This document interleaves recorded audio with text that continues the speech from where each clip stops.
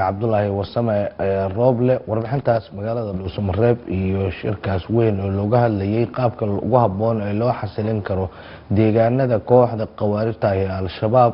ayuu warbixintaas nooga soo diyaariyay hawadan noo soo mariyay aad buu mahadsan yahay aan u soo laabana barnaamijka iyaga iyo martida barnaamijka raadraac qadka escape-ka barnaamijka waxaa ku wada jira mudane xasan cabdi maxamed wasiirka hore wasaaradda warfaafinta koonfur galbeed oo dalka Turkiga jooga iyo ugaas maxamed ugaas abshir oo ah falanqeeye ka faalooda siyaasadda Soomaaliya marka hore soo dhawaada ayaan leeyahay martida si toos ah marka xiga hadaan ku hormaro wasiirka wasiir soo dhawow qaabkeebay adig kula tahay sida qaabka loo xasilin karo deegaanada kooxda qawaaridta ee Al-Shabaab laga xoreeyay anagoo aynu wada ognahay in baahiyo kala duwan ay qabaan dadka deegaanada cadawga laga dul qaaday su'aalow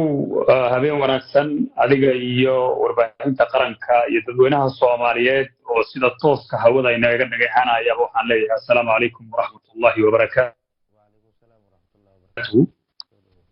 بعد السلام سيدا اللوغي هاي بدأ نمان كان خلاوائريتا على الشباب ديواتب بدن بيدي دادك سوماليات مدودي دوري طبان كسانا هايدو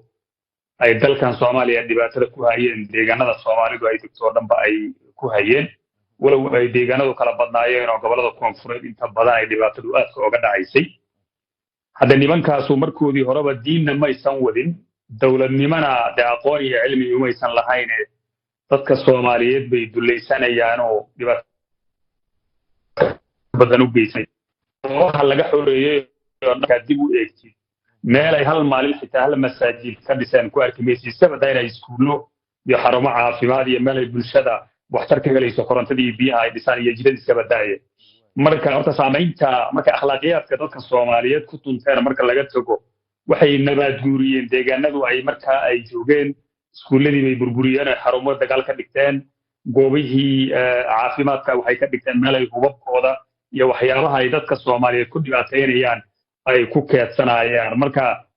horta waa caqabad weyn oo shabaab in dalka laga saaro waa muhiim oo ciidamada qaranka iyo dawladda Soomaaliyeed oo ay ka go'an tahay laakiin saameyntii ay shabaab 15 sano la soo dhaafay Soomaaliya gaar ahaan gobolada koonfureed ka geysteen waqti badan bay qaadan doontaa marka saddex shay oo muhiim ah oo aan kala maarmaynin baa su'aal u jirta ciidamada qalabka sida ee Soomaaliyeed inay shabaab xoreeyaan waxay qalabka u sitaan wana u taagan yihiin wax xoreynayaan hay'adaha kala duwan ee dawladda gaar ahaan xukuumadda wasaaradaheedu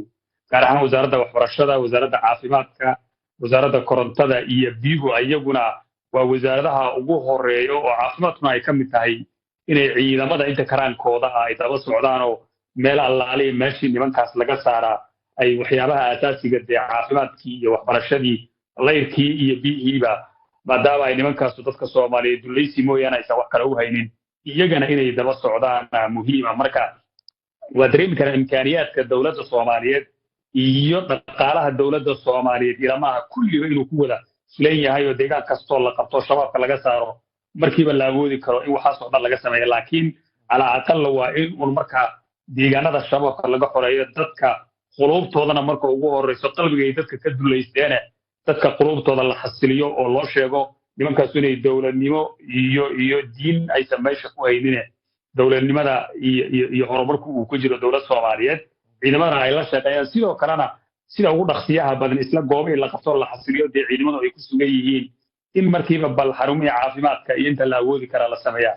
muhiim inay tahay aaminsanahay su'aal waa mahadsantahay wasiir wuxuu soo laabanaya igu jir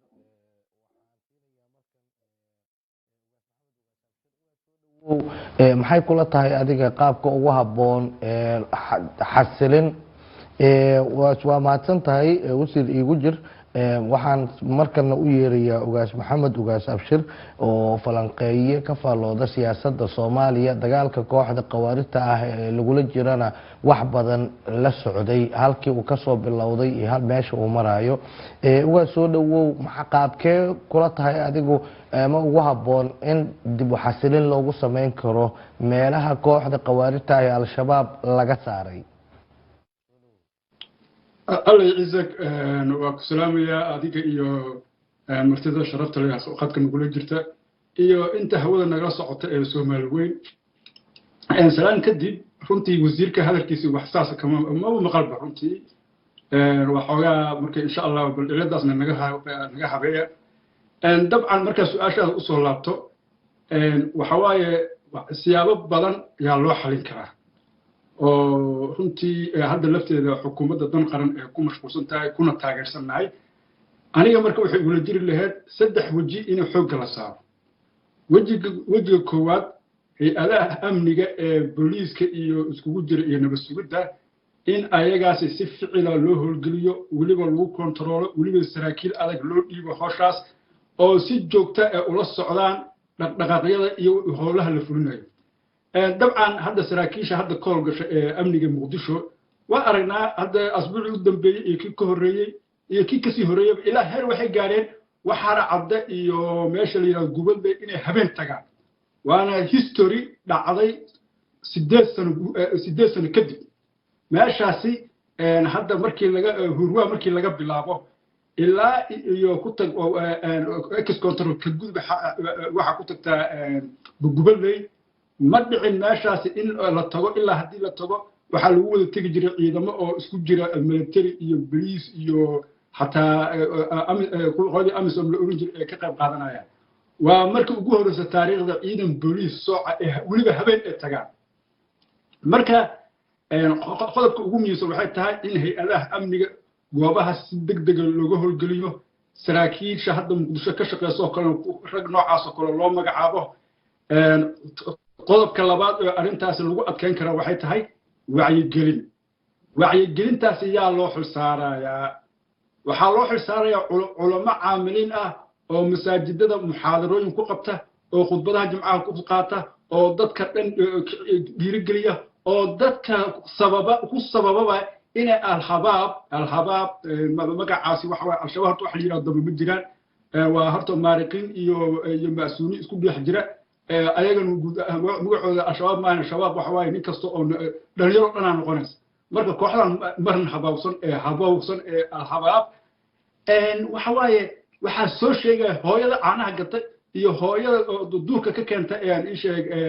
cawska ama ayada ama qoryaha keenta ama ilmaha dugsiga dhigta laftooda ee tashkiiliyaan marka dhinaca wacyigelinta in xoog la saaro marka laga yimaado maxay kugula muuqataa marka xasilin in loogu sameyn karo meelihii laga xoreeyay kooxda qawaarita dhul badan ayay shalay joogi jireen oo maanta laga qabtay waxay u baahan yahay in dib u xasilin iyo hanaanka dawliga laga hirgeliyo seebay kugula muuqataa in arintaasi loogu dhaqaaqi karo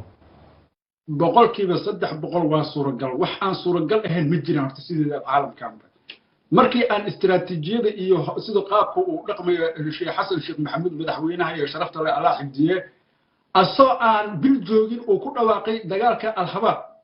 maantana waxaan ognahay laba maamul goboleed inay ka madax banaan tahay wili maamul goboleed wax yar ay ku dambeeyaan marka wax aan suuragal ahayn oo la suuragelin karin ma jiraan waxaana ugu fudud qaabka uu hadda xukuumadda dan qaran ee ra'iisul wasaaraha ayagana Allah barakay Allah xigdiye Xamza Cabdi Barre oo u dajiyay in sida arintaas lagu shaqeeyo bulshada iyo shacabka iyo dawladda wada socdaan ay hawshaas haday fuliyaan ay fulmayso waana wax garantiya ah inay dhici karto dhulkaas ballaaran aad arkaysid dawladnimada waa lagu soo celin karaa waliba sida ugu fudud ay ugu dhaqsiyaa badan wasiir soo dhawow mar kale sida hore aad sheegtayba wali raadadkoodii ayaa kooxda ku dambeeya meelihii laga xoreeyay raadadkaasi iyo afkaartii qaldaneed ee ay dadka ku shubeen muddadii kooxda gacantooda ay ku jireen dhulalka badan ee laga xoreeyay see soo kabasho dadka loogu sameyn karaa hanaanka dawligana loo daadejin karaa oo loo gaarsiin karaa meelo badan oo gacanta shalay ugu jira al-shabaab soo dhawow waxa weeye horena waan u sheegayo nimankaasu deegaanada ay haysteen dawladnimona kuma haysanin bani aadamnimona kuma haysanin islaamnimo kuma haysanin wuxuu ilaahay subxaanahu og yahay dadka ku dulaysanaya horta saamaynta ama raadka nimankaas deegaanadii laga xoreeyay de markay ka tagaan oo laga saaro saameyntoodu mudday qaadanaysaa oo maanta iyo berri ilaa maaha in dadkii Soomaaliyeed ee 15 sano la soo dhaafay dhibaatada ku hayeen uun imkaaniyaadkii loo baahnaa dhan loo heli karo laakiin dee dowladda soomaaliyeed iyo hay-adaheeda kala duwan haba iska tabar darnaadaane institution dowladeed oo noo dhisan baa jiro marka wasaarad walba dee wixii loo xilsaaray oo oga aadanaa deegaanada shabaabka laga xoreeya inay qaybtana muhiima waxaase aan isleeyahay un dadka deegaanka jooga dee goobaha shabaabka laga saaray laftirkoodu haddii inta dee wacyigelin badan loo sameeyo si qurux badan la isugu dabarido oo dadka deegaanka jooga dee dad caaqiliina adayka odayaasha dhaqanka ururada bulshada iyo dadka siyaasiyiinta oo gobolada ama deegaanada la xoreeyay iyo kuwa la xoreyn doonaba ka soo jeeda laftooda inay deegaanka u bataan oo ay tagaan oo ay dadkooda la qaybsadaan dareenkooda muddadii lasoo dhaafay shabaabku ay duleysteen anu waxaan aaminsanahay marka aasaarta ama raadka ay ka tageen ilaa muddo waa ay sii taagnaanaysaa laakiin dee dowladda soomaaliyeed iyo shacabka deegaanada loogu tago ee shabaabka laga xoreeyey iyo dadyowga matala dadkaas ku jiro golayaasha dowladda intooduba inay dee deegaanada tagaan oo xamar keliya aysan joogin deegaan walba oo la xoreeyo loo helaa dad u hadli karo baahidooda gaarkaana soo gudbin karo oo dee dadka meesha joogana wacyigelin dhinacyo walba leh u samayn karaa in la helaa muhiim inay tahaan aaminsana sugaalo ugu soo laabanaya wasiirsan waxaan siinaya ogaas abshirow maxay kula muuqataa adiga in afkaarti qaldaneed ee shalay dadka ay ku shubi kareen looga saari karo mar haddii laga xuruubay cadowtooyadoodii kooxda dadka ay ka tageen raadadkoodii ayaa dhulkii weli ku dambeeya iyo dadka cabsigelin badan oo ay ku beereen seebay kula tahay in looga saari karo afkaartaasi guracan ee kooxdu ay raadadkoodii saameyntoodii weli uga muuqato deegaanada laga xoreeyey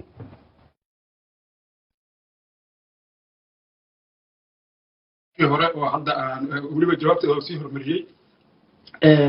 dhowr scenario horta halkaa ku jira scenaarioga koowaad wuxuu yahay in horta marka horeba bulshada wacyigelinteeda yaa loo dirayaa su-aashaasi markii aan jawaab u helno waxaa fududaanaysa in waxaa hadda dadkaasi ay ku shubeen ama cabsigelinta ugu abuureen ama isheeg dad fikirkooda aaminsan oo inay nimankaasi diin ku dagaalamayeen iyo wax noocaas aaminsan ay jiraan see looga saari karaa marka arrintaasi marka waa scenario koowaad oo runtii sida looga saari karana ay caddahay in dadka la baro caqiidada saxiixa ah ee weliba si guud caqiidatul awaam dadka loo dhigo oo masaajidada iyo minbarada iyo macallimiinta iyo mawduucyada iyo dugsiyada dad ayaga marka hore caqiidada inta laga hubiyey kadibna waxa ay dadka u gudbinayaan laga jeegareeyay isla markaas waxay dadka u gudbiyeen marka ay feedbackooda lagu xisaabtamayo oo control iyo isla xisaabtan uu jiro taas haddii dhacdo mar kale aan kugu celinahay cuniga ee khaldi jireena nimanka alhabaabka ugu waaweyn keenaya habartii beenta u sheegeen ee dhaceen ee beenta ku rikoor gareeyeen ayada budkeeda inta dhinac ka qaadatay soo qabanaysa marka scenario koowaad horta waxaa loo baahan yahay in loo saaro culamo caamiliin ah oo manhajka ahlusunna waljamaaca saxiixa ah faafiya wasaaradda hadda awqaafta iyo arrimaha diinta horta waa runtii sheekh robo allah kharsi allah xabdiyo waa dadaalooya marka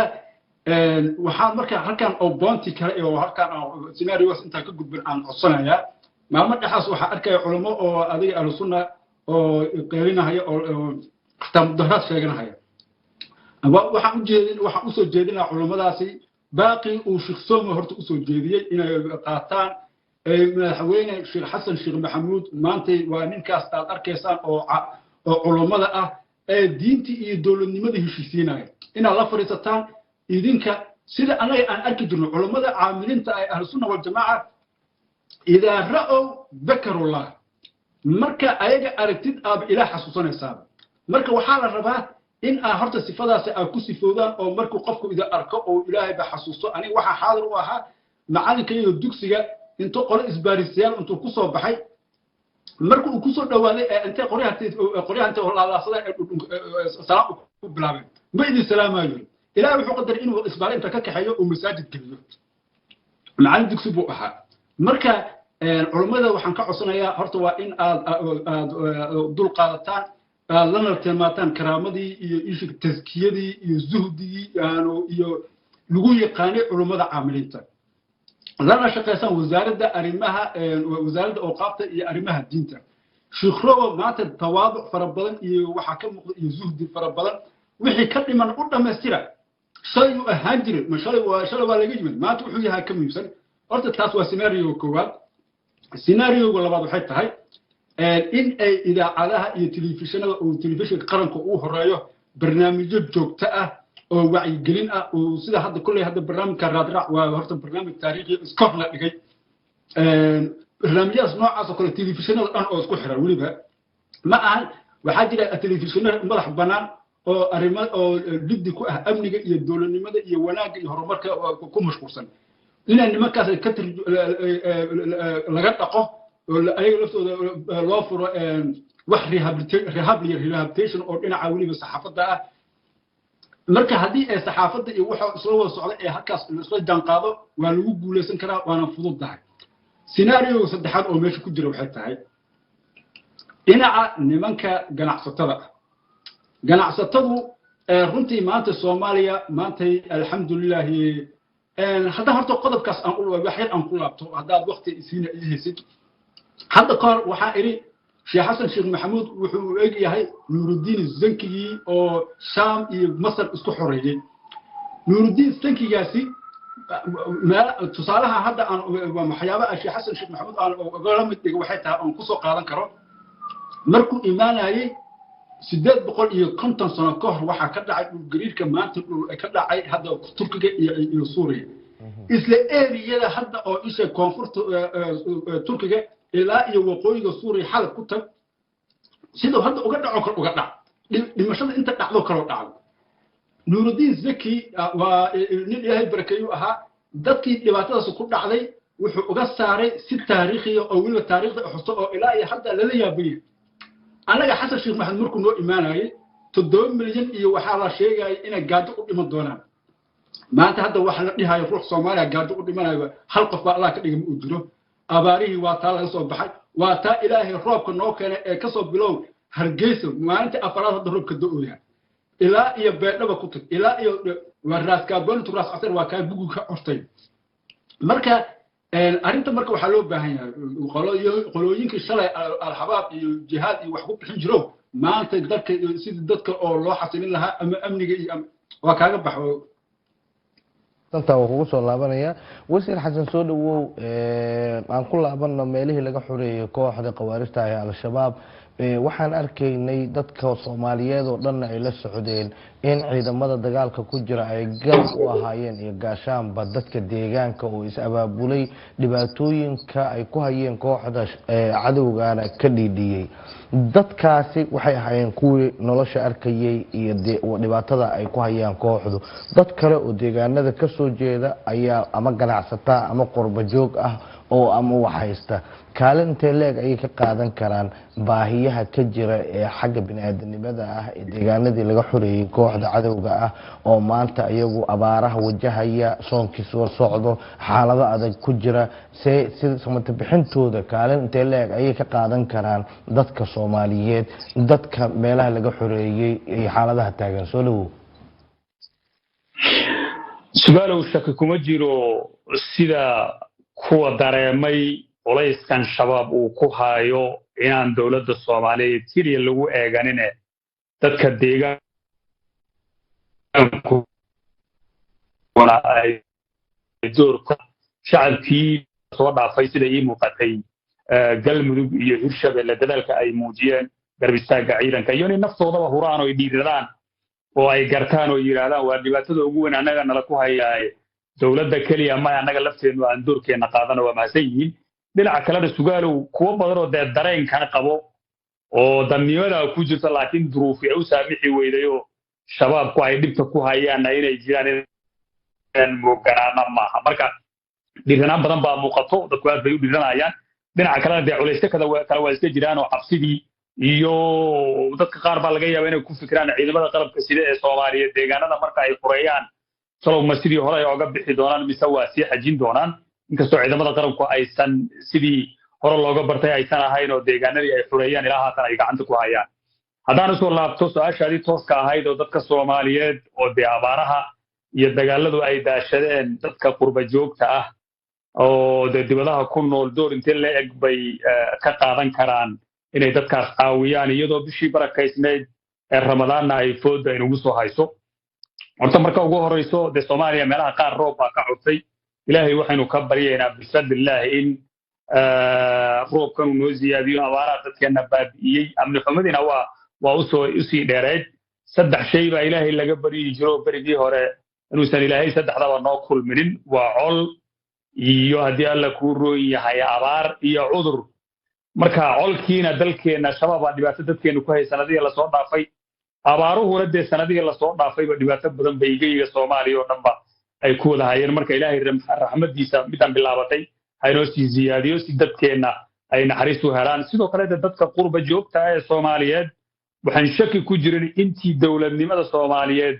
ay burburtay baa dadka Soomaaliyeed oo banaanka aaday door muhiim ay ku lahaayeen nolosha dadka gudaha ku nool ee abaaraha iyo dagaalada la dhacay haddana markii dadka Soomaaliyeed ay dhiiradeen oo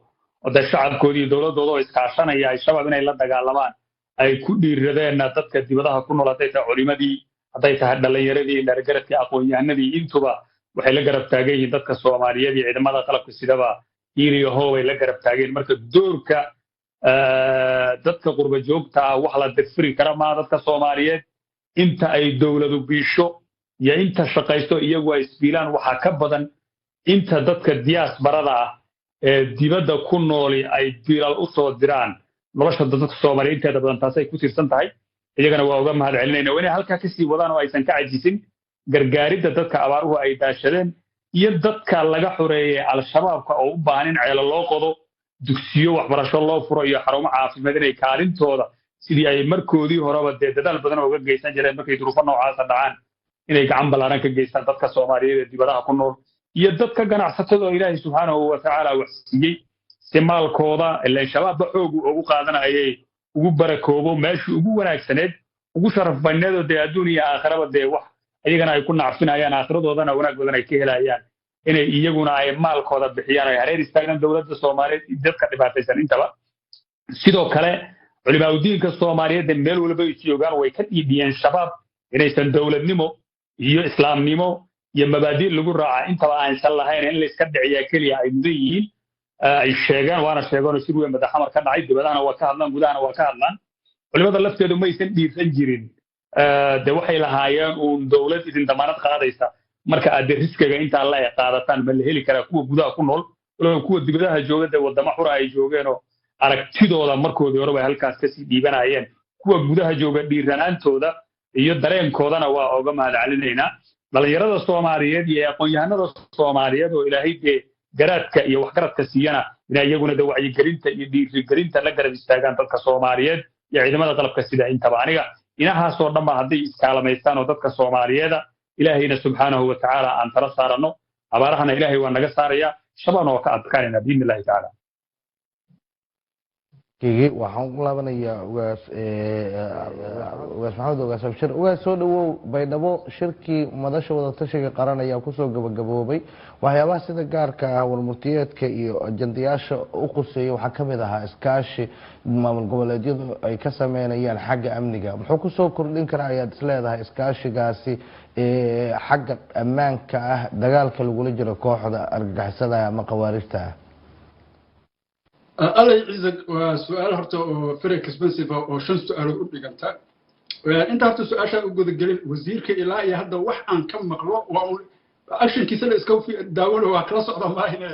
marka taas ciladaas inaan naga xalin doontaan rajeynaa hadda kadib waxa waaye marka u soo laabto su'aashaada runtii wax weyn oo weyn meeshaas horta ku jira faa'iidooyin badan aan ka soo bixi doona haddii la yiraahdo waxyaabaha hadda ee xukuumadda dan qaran ee ku guuleysatayna ka mid tahay markii reality-ga aan ka run sheegno oo wax walba inaan manziladeeda aan fiirsanayno waa ay tahayba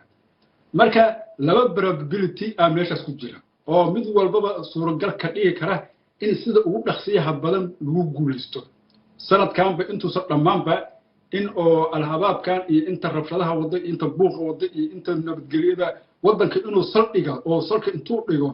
oo dadka ay noolaadaan inta diidan سنة كان إن نرد عفن أو ملمان الرجينا هدي سيد ورمرتيات كا حقيقة سيد أن كبر الناي أو ورمرتيات النوع على أنت بدل هذا في عن قرح بدل وعلى سوقنا فلنت هذا وهذا أنت بدل ما فليه لكن كم واحد قياس يا مد فلي دون إنه النقطة ما دام حكومة الدن قرن واحد أنت بلان قاضي أما هؤلاء اسكت إسات تفلسي عن هنا مركا كل ماشي وحافظي أو صحيحة وحكسر الحي رئيس الوزراء رئيس الوزراء كحجينك أنت لما عليه أنت كسر قبل شيء وحكروا عليه هرت رنتي أن سيجونيا تصبر برابيلتي دبا كسر هذا نية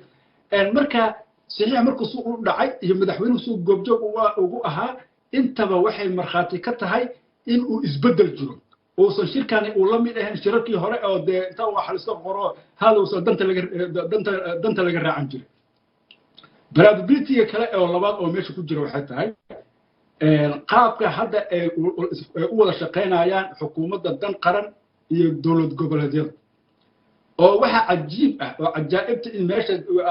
إنه حصول مضن ككمل إن ما تي maamul goboleedyada hirshabeelle iyo koonfur galbeed iyo galmudug loo saaray inay puntland la soo hadlaan wada hadal la furaa waa arrin cajaa'ib waa mahadsan tahay ugaas maxamed ugaas abshir aad u mahadsan tahay qaybihii dambe ee barnaamijka ayaan soo gaarnay wasiir xasan cabdi soo dhawow maxaad nooga tegaysaa dadka Soomaaliyeed dawladda iyo dagaalka kooxda qawaarijta ee al-shabaab oo dhan kasta qaadanaya maxaa uga tegaysaa oo dardaaran tala soo jeedin fikir iyo afkaar ah oo adoo fursadan ka faa'iideysanaya adoo ku dabaqaya ahmiyadda warmurtiyeedkii ka soo baxay shirkii Baydhabo ee madasha wada tashiga qaran oo asagoo si gaar ah dawladdiisu u quseysay iskaashiga dhaqaalaha iyo amniga iyo arrimaha doorashooyinka soo dhawow su'aal waa mahadsan tahay saddex qodob rabaa inaan la dardaarmo marka ugu horeysa waxaan rabaa inaan la dardaarmo shacabka Soomaaliyeed meel walba ay joogaan shabaab waa cadow Soomaaliyeed uma ogola dadka Soomaaliyeed nolol iyo dawladnimo inay asagooda la jaan qaadaan diinna inooma hayaan dawladnimana inooma wadaan horumarna laga sugi maayo inay u midoobaan de cadow koox ama deegaan ama dawlad gooni ah leedahay ma aha waa cadow ummadda Soomaaliyeed oo dhanba meel walba ay joogaan iyo cadow dawlad Soomaaliyeed marka shabaab waa in loo midoobaa laguna gacan siiyaa ciidamada qalabka sida ee Soomaaliyeed ee har iyo habeenba u taagan sidii ay shabaab ula dagaalami lahaayeen naftoodana u huraya qaarna u dhimanayaan qaarna u xuriyaamayaan in la hareer istaago la dhiirigeliyo taas shacabka Soomaaliyeed baan si guud ugu soo jeedinaya midda labaad waxaan rabaa dawladda Soomaaliyeed madaxweyne Xasan Sheekh Maxamuud iyo madaxda dawlad goboleedyada intaba shaki kuma jiro maalmihii la soo dhaafay Baydhabo ay joogeen ma hadallo qurux badan oo dadka Soomaaliyeed tusinaysa inay midaysan yihiin oo siyaasadda dalka amniga iyo dhaqaalaha iyo siyaasaddu ay ka midaysan yihiin inta badan la siiyaa waqtiga ana lagu mashquulin sidii doorashooyin la isu waafajin lahaa sidii dhaqaale loo midayn lahaa war dalka aan maanta joogno dal doorashana laga hadli kara ma aha dal dhaqaalihiis in la mideeyana laga hadli kara ma aha cadowga ugu weyn ee dadka Soomaaliyeed ay maanta la dagaalamayaan shabaab ha loo midoobo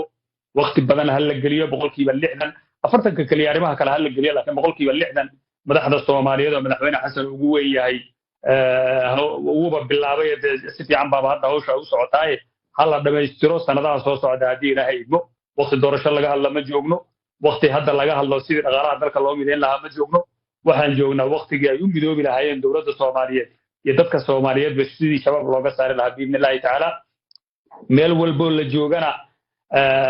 in deegaanada labada dawlad goboleed oo hadda sida wanaagsan looga xoreeyo meelaha qaar oo uga dambeeyana laga saaro gabayaqada sanadkan biidnillaahi tacaala madaxda dalka u talinaysa maanta koonfur galbeed iyo Jubbaland inta kale Soomaaliya ka dhimanna inta 2024 la gaarin in waqti badan la geliyo muhiimadda koobaad iyo tan labaad iyo tan saddexaadna ay noqoto sidii shabaab dalka looga saari lahaa markaasaan ka fikiri karnaa dhaqaalaha sida loo mideyn lahaa markaasaan ka fikiri karnaa doorasho xalaal ah sidee u qabsoomi kartaa markaasaan ka fikiri karnaa sidee maamulada hoos loogu dhaadhicin karaa oo maamulada dhaqada dadka looga keenayo inta laga tago maamulada gunta hoose inta dadka Soomaaliyeed talooyinkooda iyo fikirkooda la dhageysto maamul ayagu ay ogolayeen la sameyn karaa intaas oo dhan waxa iman kara markaan shabaab dalka ka saaro wasiir xasan cabdi maxamed wasiirka hore ee wasaaradda warfaafinta koonfur galbeed ayuu ahaa qadka skeybka dalka turkiga ayuu uga jiray ugaas maxamed ugaas abshir dalka mareykanka ayuu asna barnaamijka uga jiray oo raadraacayay nagala wada qeybgalayeen aada ay u mahadsan yihiin intaas waxaan kusoo gabagabeynaa qeybtii falanqeynta barnaamijka raadraac oo aan